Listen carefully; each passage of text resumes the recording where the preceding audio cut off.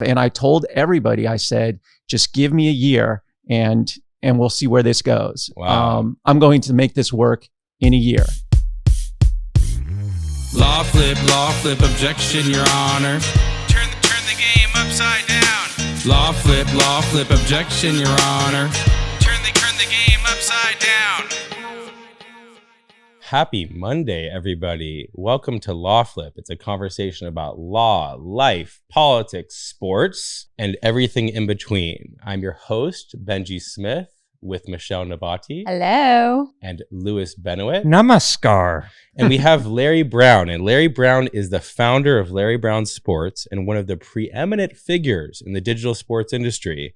He has built Larry Brown Sports into one of the largest, most successful, independently owned sports blogs in the country. I would say world, because the web, it's worldwide, baby. So if you guys get something out of this show, I want you to share it with your really super miserable friends that you can't seem to shake. You tell them to watch our show. They'll get happy. They'll get inspired. They'll start things. So share it with your miserable friends. Voice your opinion on what's going on. Like it, share it. I want you to email this to a lot of people. They need to hear this, okay? So let's flip the game upside down.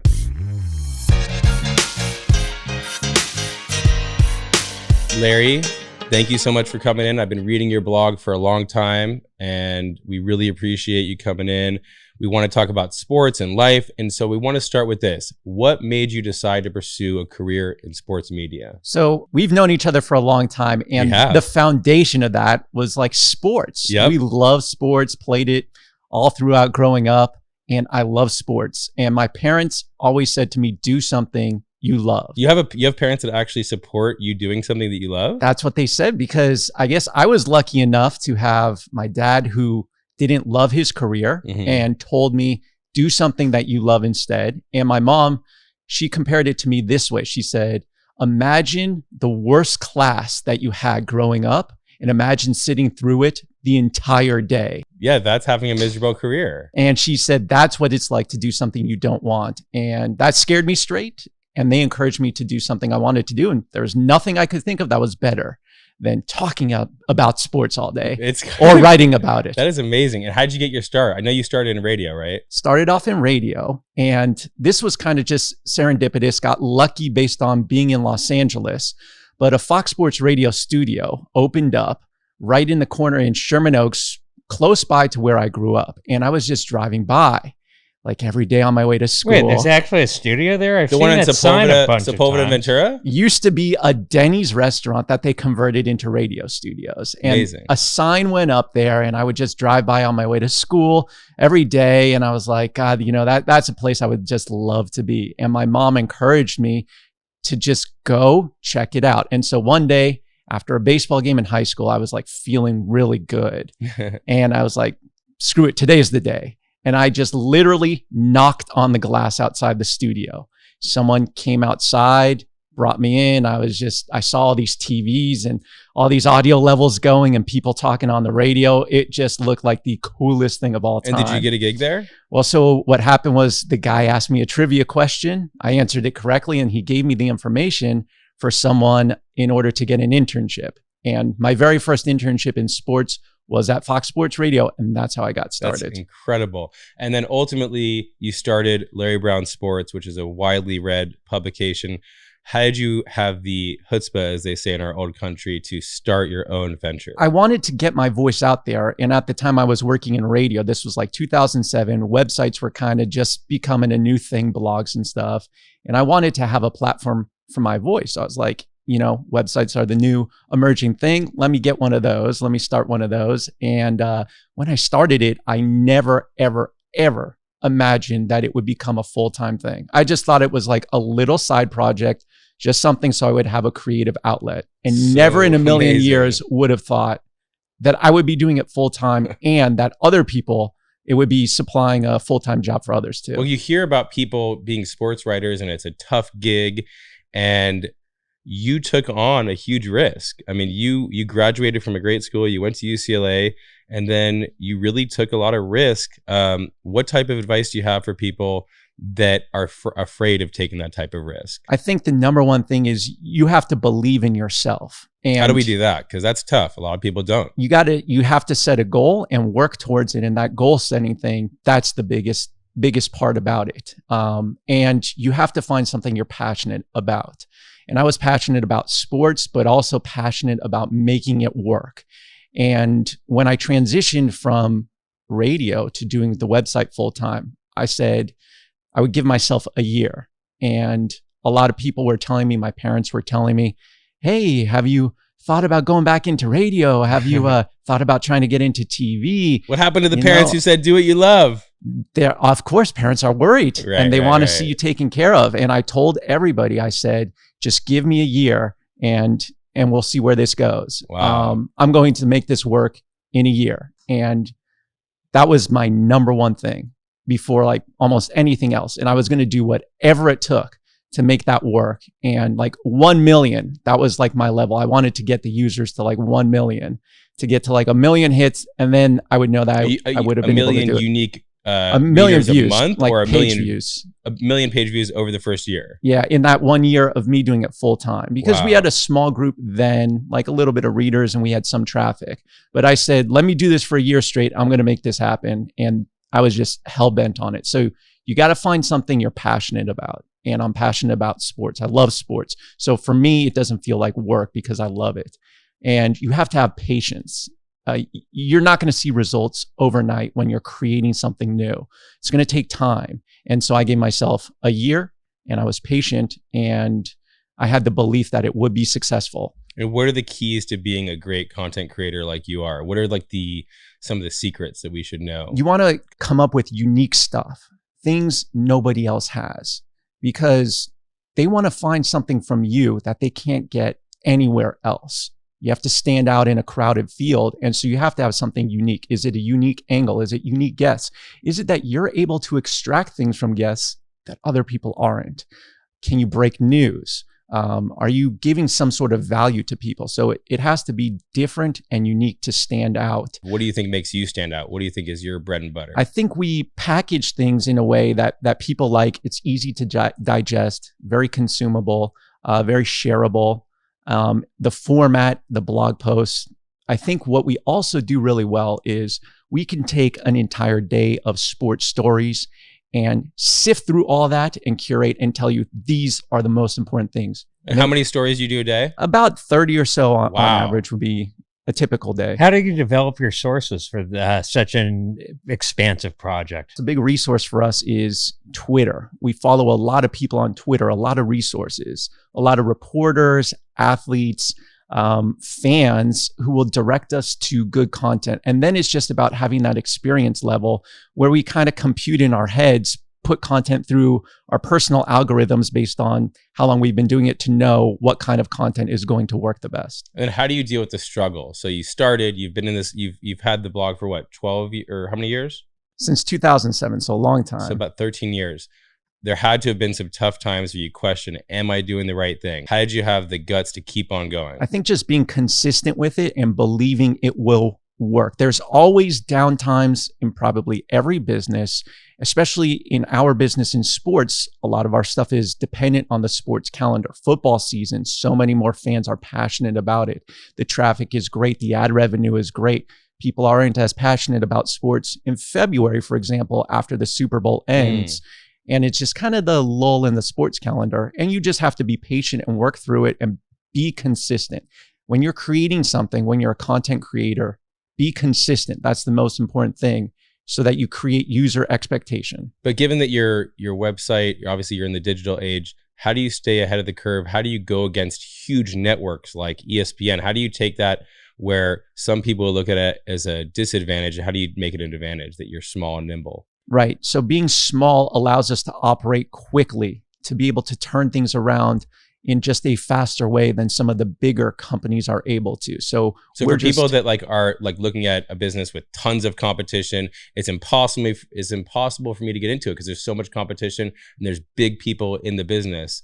Like, is that true? Should I stay away from the business because there's so many big players? There's always a pie that's big enough where you can find one area of specialty and be great in that and take away a piece of that pie. And the pie is large enough for smaller people to succeed and carve out a niche. Just being great at one specific thing. What are some like things that you should do with the digital world? What are some things that our audience should be taking advantage of and learning about how to operate and sift through all this craziness? Well, I think an opportunity in a digital world, especially for people in the legal field, right, is you can kind of piggyback on stories, on current events, and you can get your name out there as a content creator, as a lawyer, either by blogging something on your website or creating videos for social media or for YouTube, and you can put your spin on things. What's an example? Give us a relevant example of, let's say, news in the past month or so that maybe you could jump on, like a really like in what and how you would do it. So let's say a player is filing for a divorce from his wife, and there's talk about child support or alimony payments, and you're a family law attorney. Perfect thing to do is maybe write into your favorite sports news website and say, hey, I'm an attorney. I can offer some commentary on this, some expert legal advice. Would you like to take this content? And you attach your name to it. And now all of a sudden your name is attached. Not only does it give link juice to your website that helps in the search engines, but it also gets your name out there. Love it. And I'm doing that tomorrow. It's a nice little funnel. Okay. I don't know. Half of the fun of sports Twitter, though, is operating in burner world. How do you balance that one? The burners are the best. Those are the best. In what way are they the best? And explain. Maybe you can explain, Larry. What is a burner? I'm like, yeah. Oh my God. So burners are the greatest. So a lot of people, a lot of athletes, they get attacked. There's a lot of negative commentary out there, and maybe they feel like they can't say something directly, and so they create a second Twitter account, a fake one or a fake Instagram. Like Kevin Finsta. Gates, the rapper, said, I've got two phones, one for the plug and one for the load or something like that. Oh, and Kevin Durant is the master of the burner I've account. heard about that. And you create this fake account and you defend yourself from it. Yeah, no, I mean, there's a lot of people that put hate on their own like Instagram pages through a burner just to pretend like people actually care about them enough to hate them. They're trying to spark conversation. Yeah. It's Yeah, great I for know. business. So now I Romney know used it's a a burner. burner. Yeah. Learn something new every day. So Larry, you have your own business. It's impossible to step away from it. You always get ideas and you probably want to get it right out there. How do you keep the balance? That is the toughest thing. It's so hard, especially in the news industry.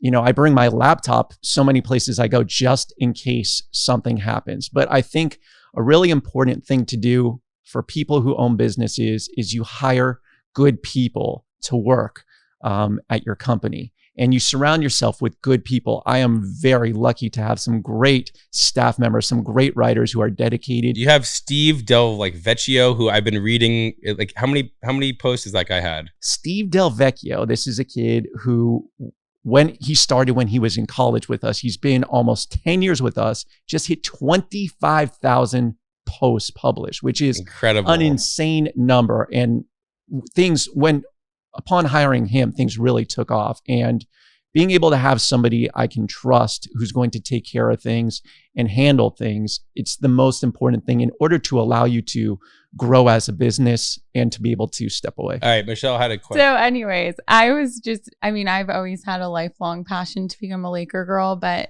now I'm here. And I'm not mad about it. It's a little bit different experience. It's a very, very different experience. But I'm just curious, how come no NBA dancer or none of these, sports dancers are in the media ever? Is there anything interesting going on? Is there like some rule against publishing content about sports dancers? I mean, you could just imagine what magnetic content they create, and They are fantastic. We've had a couple of really good stories involving cheerleaders before. One was infamous a couple years ago, where a Cincinnati Bengals cheerleader ended up dating, and I'm not sure, but I think they may have even gotten married to this very underage guy. See, Michelle, you were right not to be a Lakers girl. Yeah, you don't want to get involved in that mix. Cougar. Oh my goodness. We're talking like 13 or 14 or something. I think maybe we're not making light of the situation, but it was really ugly for a while. And I mean, you know, just being in the sports blog business, you have to deal with the doldrums and this terrible stuff of having to read about cheerleader content and finding out that a dividing line among cheer squads comes along whether or not you have real or fake breasts. And that's what do you mean real. a dividing line? What does that mean? So they split up into factions, and they break off into cliques based along that. Yeah, it's actually really interesting because back in my day when I wanted to be a Laker girl, I remember that I thought it was so bizarre because the auditions were exactly what you're saying. Like, they were looking for a specific type of girl who no longer wanted to be on the team, like somebody who had like breasts or no breasts or hair or this or that. And I thought it was like so fascinating. And I don't know why there's not more media attention about. Larry, you have to become the cheerleader news expert. And so in 2020, what sports stuff do we have to look forward to? One of the biggest stories going on, and this is a huge one for us ongoing, it's Tom Brady's free agency status. Is there any chance he's actually leaving the Patriots? There's a small chance. I think it's all talk. And that's something that we do as part of the business that I think we add is our opinion based on being in the industry so long. We sift through what's BS and what's not, who's at the bottom of a source, who's not. So when a report comes out saying Tom Brady is thinking about leaving the Patriots, we think about where did that report come from? Who started that rumor and why? What's their motivation, right? And so when it first came out, I thought, okay, did it come from the team side or the player side, and why? And this one, I think, came from Tom Brady's side, probably from his agent, and they're trying to get the word out there as a threat to the team to make sure that the team, either one of two things, either he wants to secure the remaining financial future he has because he's old and he wants more than a one-year deal, and they probably only want to give him one. And so he's threatening to leave in order to make them give him two, or he's trying to threaten them into building a better offense around him with better playmakers. And so that's something we do is we try and get to the bottom. Where does a rumor come from, a report, and why? Any other 2020 things coming up that we should be on the lookout for? People who have had sports ripped away from them, by their families and by their jobs. What if I want to? Well, let's kick Boston while it's down. So Mookie Betts going to the Dodgers will hopefully be the biggest sports story of the year and lead to the happy Hollywood ending for all of us here in LA. Okay. So I think baseball, you're talking about it. I think you're talking Yankees and Dodgers are the two favorites entering the year, and that's going to be a big story going through. Is who makes the World Series for that. NFL draft coming up. I think you're going to see Joe Burrow going #1 overall. He was the LSU quarterback and won the national championship. That was a great story. I think he's going to do really great things. And then the NBA, the storyline in Los Angeles between the Lakers and the Clippers. If those teams end up facing off in the playoffs, it is going to be a fantastic series. Amazing. Okay, let's roll to our news stories. So a pitcher named Mike Bolsinger. Yeah, it doesn't just roll off the tip of the tongue. Not a household name. Household name for those of us who are Dodger obsessed. Okay, okay. He's not a household name for me, but or me. He was a pitcher who got lit up, meaning the Astros hit 4 home runs against him in 1 inning. Not a big deal. Everybody moves on with their life, except it turns out that the Astros were cheating at the same time as they hit 4 home runs against him. Actually, there was an Astros fan on Twitter who did an analysis of the trash can bang audio and found that this particular game that Bolsinger pitched in had more trash can bangs than any other game that season. So basically, he filed a lawsuit in Los Angeles Superior Court claiming that his entire career was basically ruined from this. He was already having a tough time. But the guy since then has not appeared in a major league game. This was the last time he took a major league mound, and he wound up in Japan after this. Yeah, and his wife was pregnant. The wife, they didn't have an interpreter. He's lived a nightmare. So a lot of people at first blush, they look at this story and they think it's just like a ridiculous lawsuit that's being filed. I want to get your take, Larry. What's your take on this lawsuit? I think it's an important one to file. And I think for exactly what Bolsinger said, he wants the team held accountable for what they did because they really did cheat. And now you've got a face to attach to the scandal. Now you've got someone who was actually affected by it, and you can see it that this guy got lit up by them and it affected his job.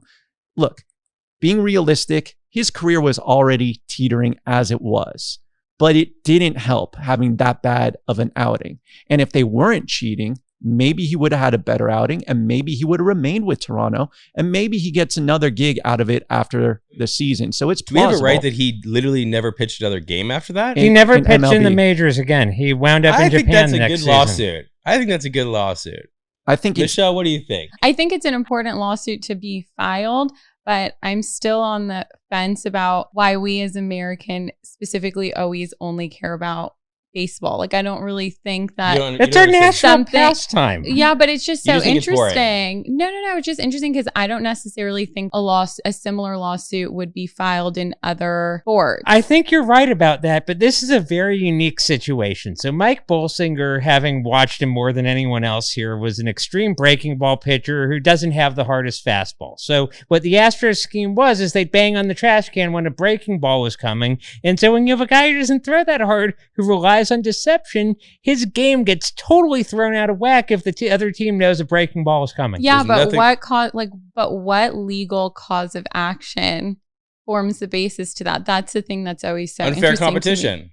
Unfair competition. Right. It's also fraudulent conduct. So there are certain rules that you're expecting to be followed in baseball. Baseball has rules against using technology to relay signs. They were somewhat murky in 2017, but I think everyone knew even at that time, you can't use a video camera pointed at the catcher's It's just common glove. sense. Right. It's just let's also be honest. Cheating has been part of baseball since its existence. That's so that's the exactly weirdest right. part about this whole thing. It's like, where does the unwritten rule get crossed? Where does it get crossed, Lou? It gets crossed when they use technology. So if a guy is standing on second base, sees the catcher's signs and could relay them successfully to the batter, that without using technology, that's why fair is that game. the line? Like, who gets to Because choose it's that the line? guys on the field as opposed to guys from the front office. And the Astros also had something called Operation Codebreaker, where they hired people to go try to decode signs and really invested a ton of money into trying to cheat. I think there's a lot more of this going on than just the Astros. But what's your final take on this, Larry? The analogy that I use for the cheating is, imagine in football,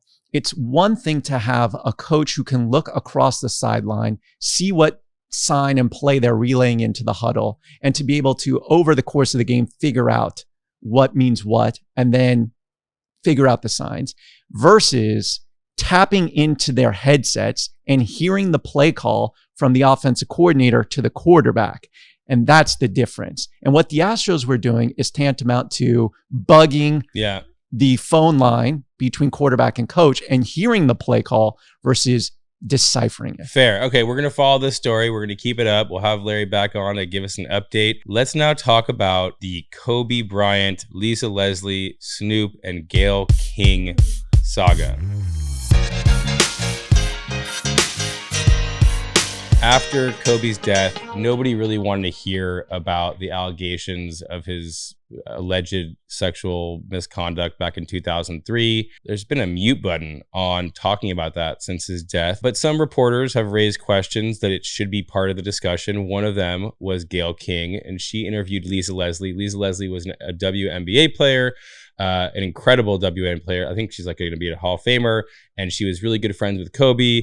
And she did a wide-ranging interview with Lisa Leslie, and part of that wide-ranging interview was asking about the allegations of sexual misconduct, and it got a lot of blowback. We had Snoop Dogg go on a rant, and I'm a huge Snoop fan, but I found it to be disgusting. Like, he was basically like saying, "We're going to come get you, Gayle King." It was like really over the top. That's the story that I want to hear everybody's opinions on. Let's go, Larry. So Gayle King, to me, she's operating in a role as a journalist here when she's talking with Lisa Leslie.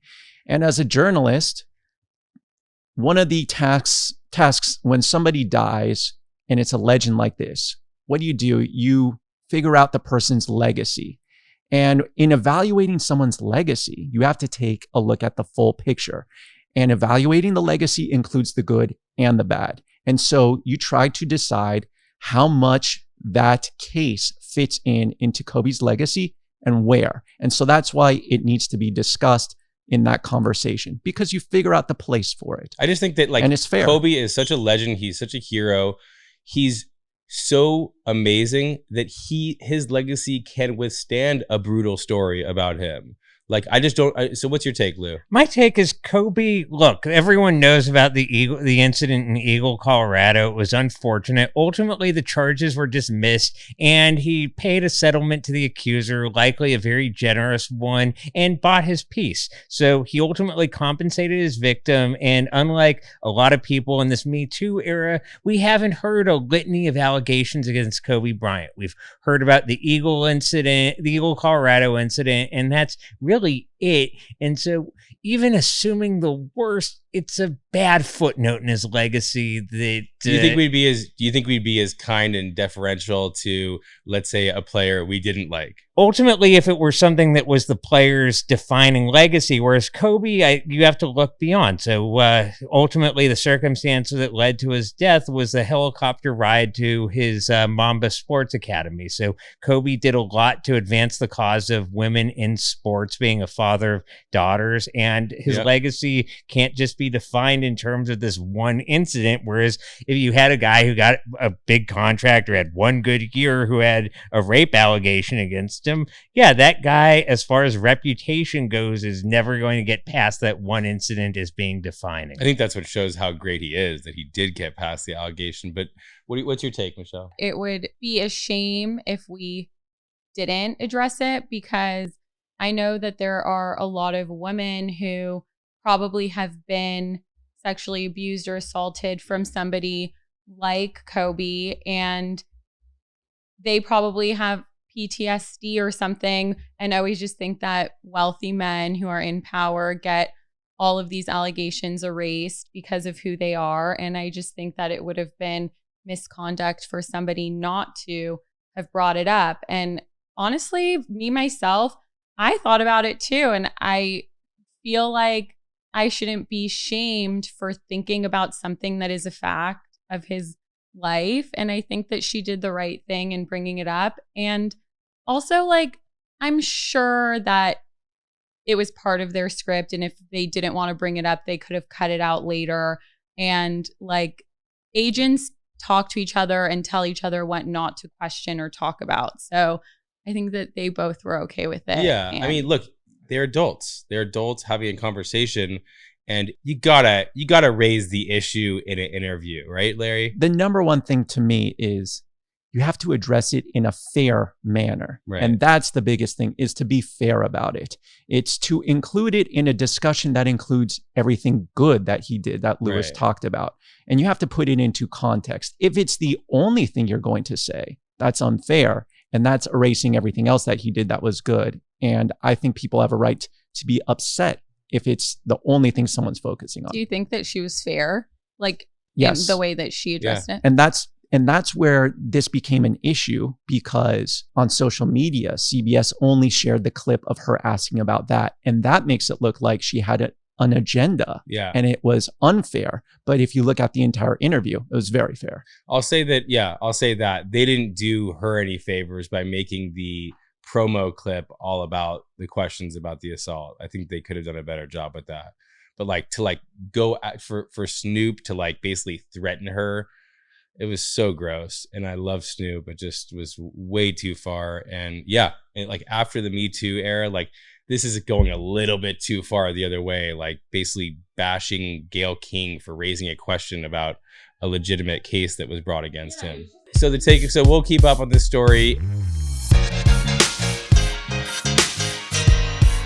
Larry, what is your deal of the week? Okay, so this is a very, very literal take on deal of the week. And this is a website that I like to frequent for all kinds of great deals. And it's dansdeals.com. I only learned about it a year or two ago, but I'm always finding great deals on there, and it saves a lot just day to day on shopping. And you know what?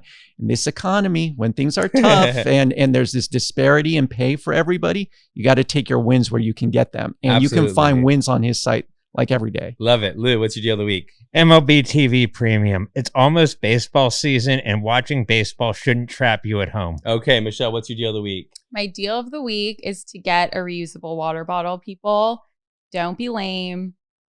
Just get one. There's no excuse. They're everywhere. So I can vibe with that. Okay, if you have a child and they are willing to play sports, besides the fact that it's like brutal, you really have to become a manager at least one time, because even though the kids are going to torture you, and worse, the parents of the kids are going to torture you, it's an incredible bonding experience. There's nothing better than it. I coached my son's baseball team. It was hard, but amazing. Coach your kids' sports team.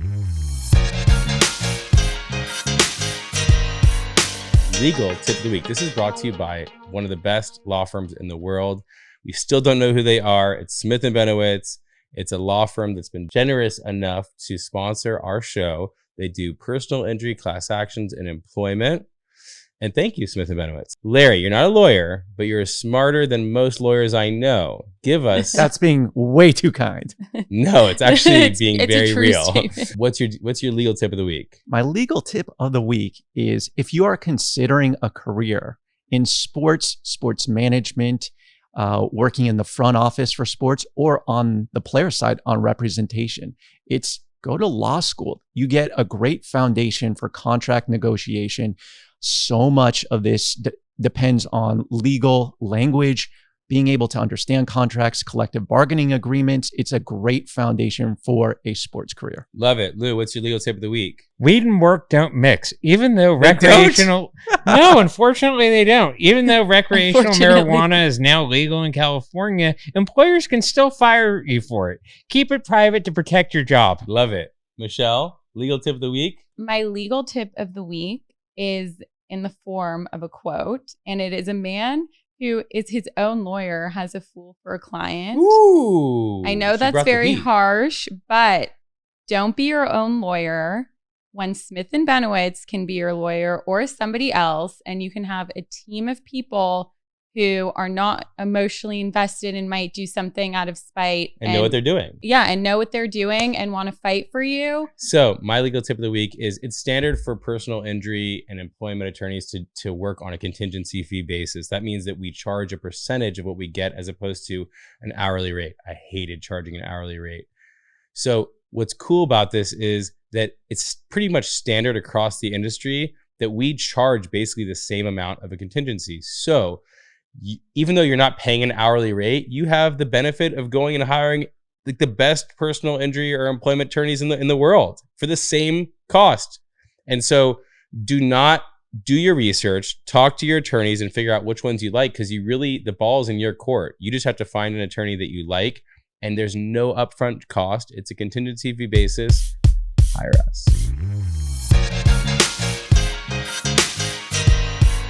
Larry, Lewis, and Michelle, do we all agree that it's annoying when you sign up for a subscription, but the trial period requires your credit card? Yes. Yeah, agreed. We It'd could be- stipulate.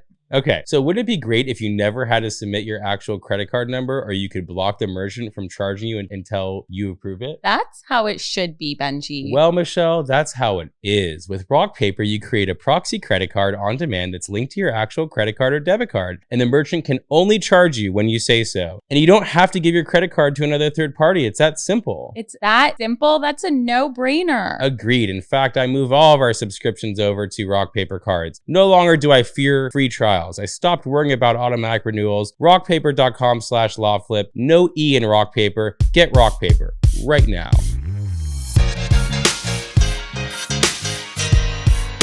So, Larry, it's been a pleasure having you on. Please let the people know where to find you and any parting words for the LawFlip crew out there. LarryBrownSports.com is the website. You could download our app. If you're on Twitter, check us out there, Facebook, whatever. Sign up for our newsletter. That's a great one. We send it out every single day, and it's our top story sent out every single day. Keeps you plugged in. Best way to connect with us. And Also, you have a podcast. Don't you have a podcast that you and we also have the Sports News Minute. That's something to look up, the Sports News Minute. And this is great if you're on the go, if you can't digest all the stories. It's a short 1-2 minute recap of the top stories in sports every single day, audio form. And it's the Sports News Minute. And LawFlip, you're checking this out. It is going to be huge. Yes. It's so good and offers value to listeners every single week. Great podcast. Thank you so much. Okay, so it's been a pleasure. What did we learn today? We learned to knock on windows to get your job. We learned to do what you love, pursue your passions, don't become a Laker girl, Try to be respectful when you're doing journalistic work, but push a little bit. When you're playing against cheaters, sue them, and take that into your week and crush it, people. We'll see you next week. LawFlip, objection, Your Honor. Turn the game upside down. LawFlip, objection, Your Honor. Turn the game upside down. Okay, so Arian, they're asking where they could find us. So for LawFlip, it's at LawFlip and LawFlip.com. For Smith & Benowitz, our law firm, which does personal injury, employment, and class actions, you can find us at Smith Benowitz and SmithBenowitz.com. For the personal stuff, like where you're really going to find the juicy stuff, at Benjy Smith and BenjySmith.com. At Wages Guru and LewisBenowitz.com for Lewis. Oh, so LawFlip is produced, directed, and edited by the young legend Arian Tabibian. Visual effects and compositions by another young legend, Oren Azad. Intro music provided by Pen Practice. Pen Practice, what is it? Premium instrumentals for upcoming artists by the music industry's top producers. For more info, visit penpracticemusic.com. I had so much fun recording the intro song with my man Hilton Deuce Wright. Looking forward to hearing more and more from Pen Practice. So the LawFlip identity, this hot logo that you're looking at, created by Garrett Whiston and Travis Nagel. Special thank you to Shai and Seth from the Horwitz Marketing Agency. A huge thank you to Aaron and Vanessa from Smith & Benowitz for endlessly dealing with all of our podcast bullshit. And lastly, a huge thank you to our beautiful wives, Julie and Lisa, for supporting our vision, and all the love to all of our 4 boys combined. Disclaimer, this podcast is made available by Smith & Benowitz for educational and entertainment purposes only. It is only intended to provide general information and opinions about legal and other concepts, and is not intended to be used as a source of legal advice or relied on for legal advice. By listening to this podcast, you understand that no attorney-client relationship is being formed between you and Smith & Benowitz or any of its attorneys. This podcast should not be used as a substitute for competent legal advice from a licensed professional attorney in your state.